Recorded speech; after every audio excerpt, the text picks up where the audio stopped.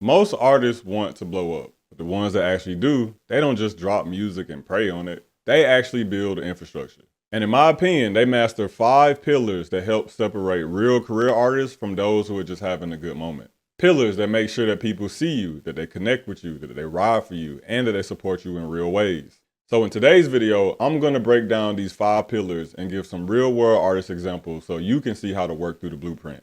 Now, for this first example, I'm actually going to lump together 2 of the pillars, right? Those pillars being visibility and distribution. And I want to start here because let's be real here. If nobody sees you, then the rest of these steps don't even really matter. Now, visibility is about making sure that you're being seen and that people discover you, right? They're discovering your music, they're discovering your personality, they're discovering your brand, all those things that come with your artist world and your artist package. And distribution is about making sure your message spreads and you have access to the channels and the means to make sure that these things spread. Now, this is usually one of the biggest differences between being talented and being an artist who's actually in the game. Because let's be real here. You can make the best music in the world, but if nobody sees it and nobody knows about it, does it even matter? And I think that right now, no artist understands this better than LaRussell. Check this out. So if you take a look at your screen, this is a screenshot of LaRussell's Meta Ad Manager. And he's posting that he spent $120,000 on 64 ads in the last 90 days.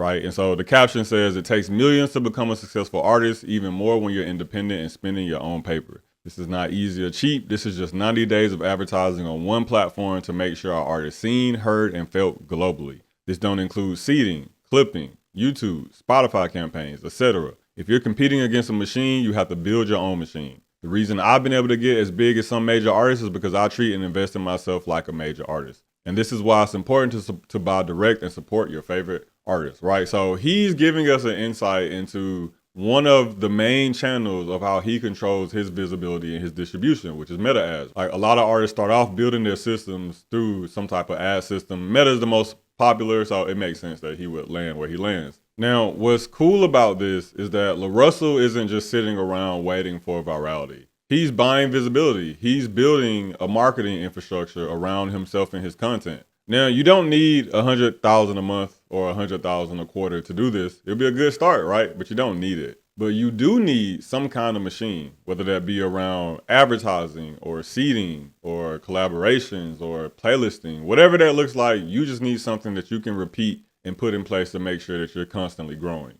And this is how you stop being invisible. You don't wait to be discovered. You make sure that you're everywhere and you're being seen so that you can be undeniable.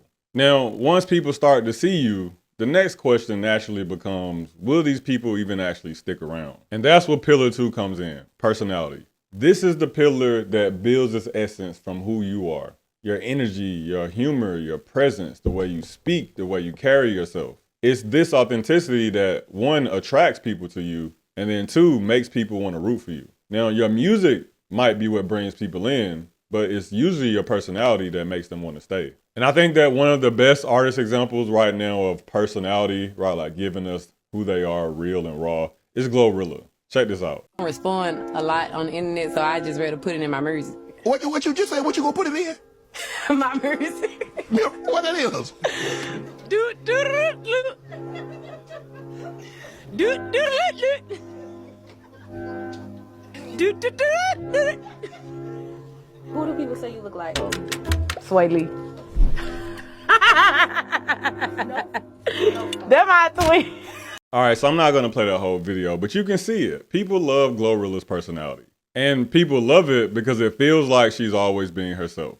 She's goofy, she's unfiltered, she's real, she's not afraid to speak in her native accent. And it worked out for her because her personality became a huge part of her brand. And you can see this over and over and over. Artists who break tend to have a personality that makes people want to follow their journey. And this doesn't have to be forced, right? Like we can see this in your interviews. We can see this in your live streams. We can see this in your content or your collaborations or your behind the scenes moments. We just want to see you show up as being you in all spaces that you show up in. But once people start to like you, then it's community that turns it into something deeper. And that brings us to our next pillar, community. Because once again, followers aren't the same things as fans. And community is when people don't just like your music, They feel connected to you and they like what you represent. And this is what creates real staying power. When you can fill a room, not because you're trending at the moment or not because you're hot, but because the people there feel connected to you and just want to be closer to you. And in the business, we like to call that care, right? Like we can see that people are filling the room because people care about you. And once again, I think LaRussell is probably a perfect example of this. Check this out.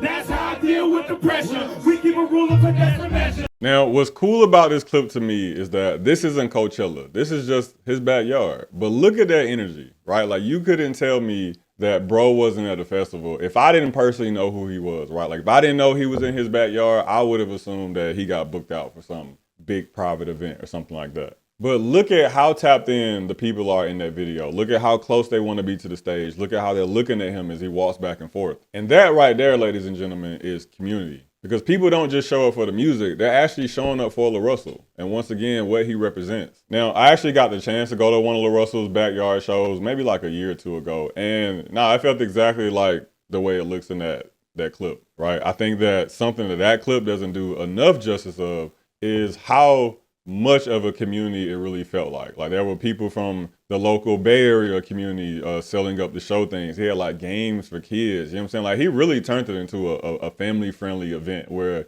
your mom, your uncle, and your nephew could all come out to check out LaRussell and have some fun even when he's not performing. And community can be what turns a viral act into a real movement. It can be built through shows, it can be built through your Discord, through group chats, through IG close friends, through live streams, through email lists, through text lists. It's all about creating spaces where your fans feel like they can belong. And once you have the community, you unlock the final pillar. Wait, quick pause, because a lot of you have been asking, how can I work with you guys one-on-one?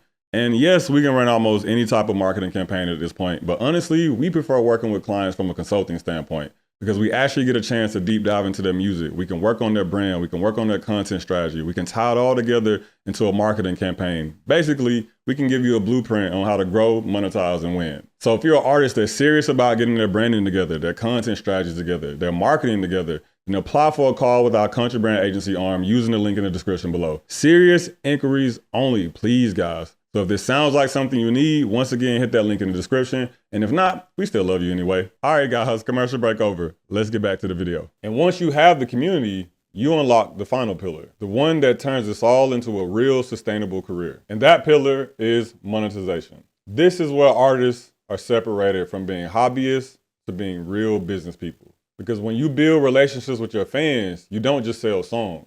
You create offers, experiences, and value that people actually want to support. And these next two clips are gonna show you exactly what that looks like.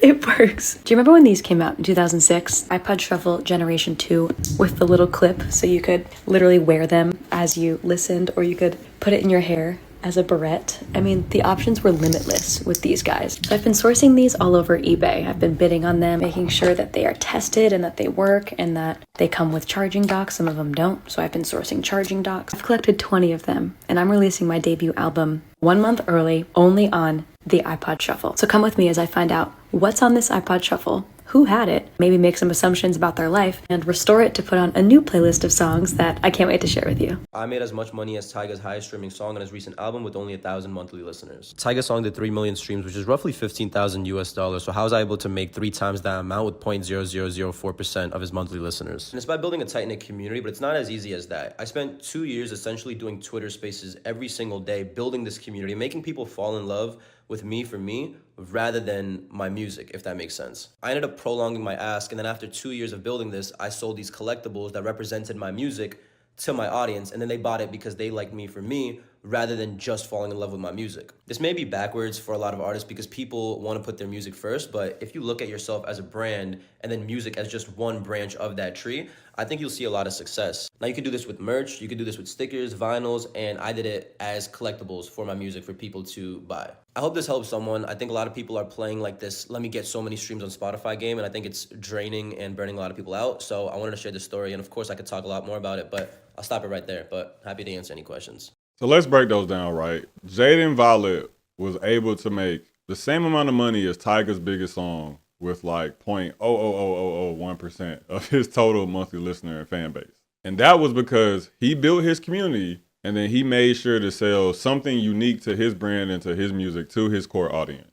And Mariel, the girl with the iPods, yeah, she literally sold her fans a physical product that doubled as a listening experience. And this is the game, right? Make music and content that makes people love you. Collect those people and then sell those people unique products and experiences. You can still do the traditional music stuff, right? You can sell them tickets to shows. You can sell them hats, t-shirts, hoodies. You can still do all of that stuff. But what starts to really define and separate your community from other artists' community is when you can think of those unique experiences and merch opportunities that really only seem to represent you, right? Like you're creating something that I can only get if I'm a fan of you and who you are personally. And once again, this is the game. When fans care, you can build a business that doesn't depend on labels. It doesn't depend on playlists. It doesn't depend on the algorithm picking you up and fucking with your release for that month. And you don't need gatekeepers, right? Like nobody can gatekeep you from your own audience that you built up. And when you bring all of the pillars together, right? Visibility, distribution, personality, community, and monetization.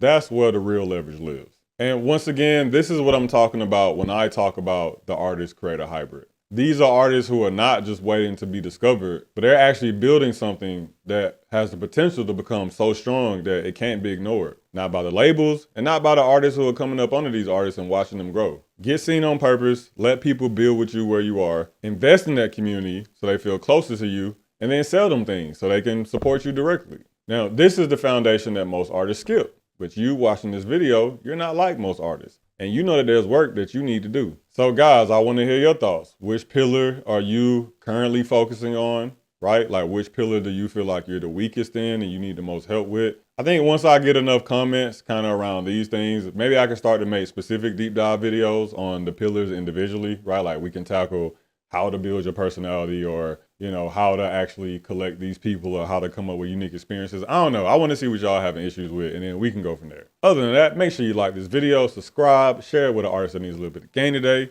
Once again, my name is Corey and I'll see y'all next time. Peace.